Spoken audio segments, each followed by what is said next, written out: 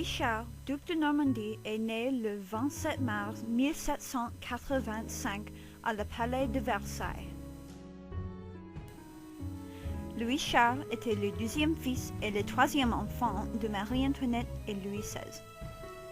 Quand son frère Louis-Joseph est mort juin 1789, Louis Charles est devenu le dauphin de France. Pendant la Révolution, les Parisiens se sont fâchés et allaient au Versailles.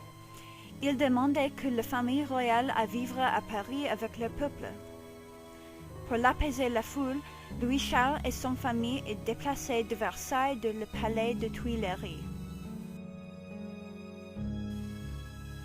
Après les tentatives d'évasion de la famille royale, ils ont été emprisonnés par les révolutionnaires dans une forteresse médiévale connue comme le Temple.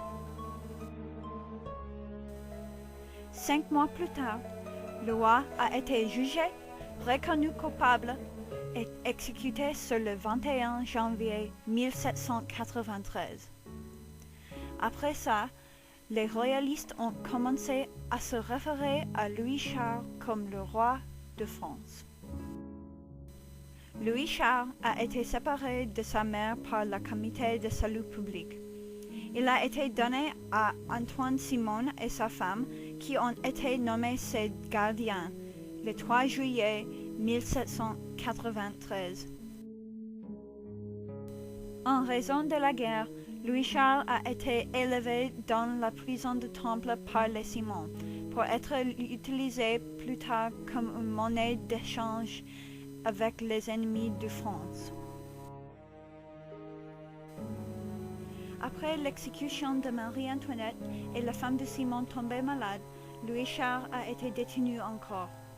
Cette temps, il a été mis dans une pièce sombre qui lui a causé de tomber malade aussi.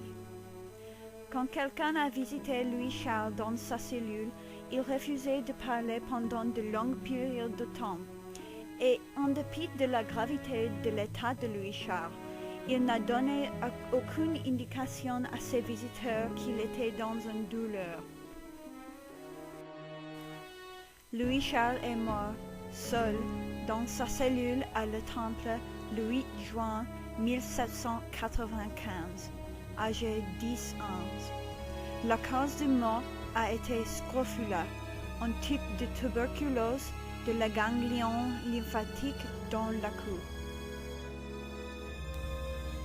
Tandis que son corps a été enterré dans une fosse commune anonyme après sa mort, le corps de Louis Charles a été enlevé et conservé par le médecin qui a confirmé la cause du décès comme c'était la tradition de l'époque. Il y a été des controverses en regard de l'identification du garçon qui est mort dans la cellule de Louis Charles, mais des tests avec le corps et les cheveux de Marie-Antoinette ont révélé qu'ils n'ont pas de DNA.